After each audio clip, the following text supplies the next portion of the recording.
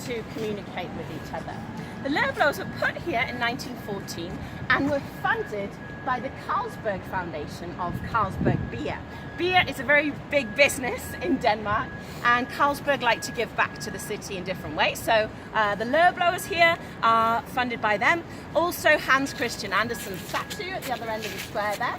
And also the Little Mermaid statue as well. And at the end of the tour, we will be about 10-15 minute walk away from her. I'll give you some directions if you want to walk there at the end of the tour and take some pictures with her afterwards.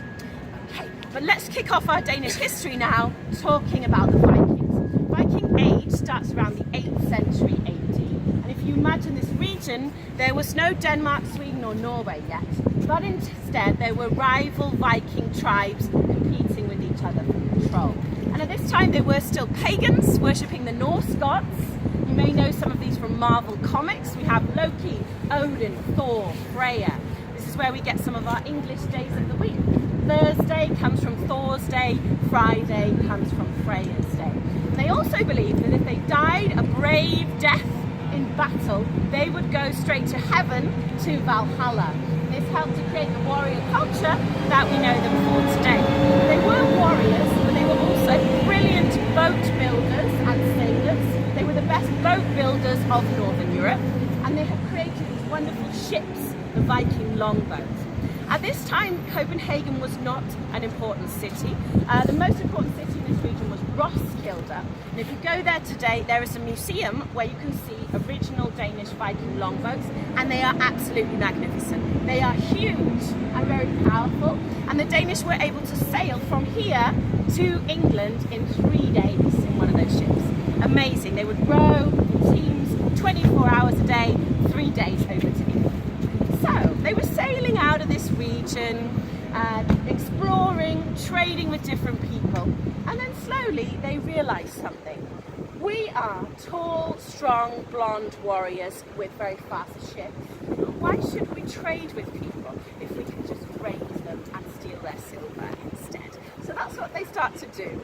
The official start of the Viking Age is 793.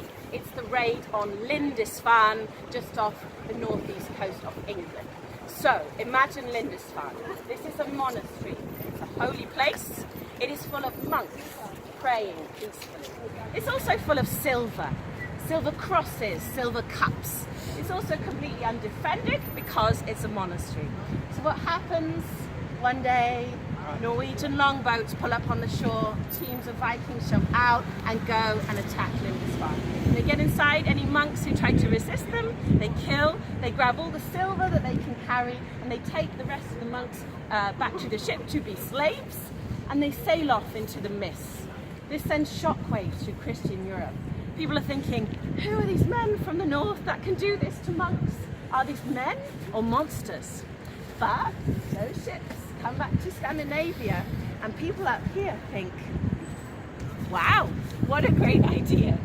So they get inspired and they keep doing this. Every spring and summer, the Danish go out and raid along the coast of Europe, leaving a trail of terror in their wake. A lot of them escaping this harsh climate never come back again as well. The Danish mainly settle in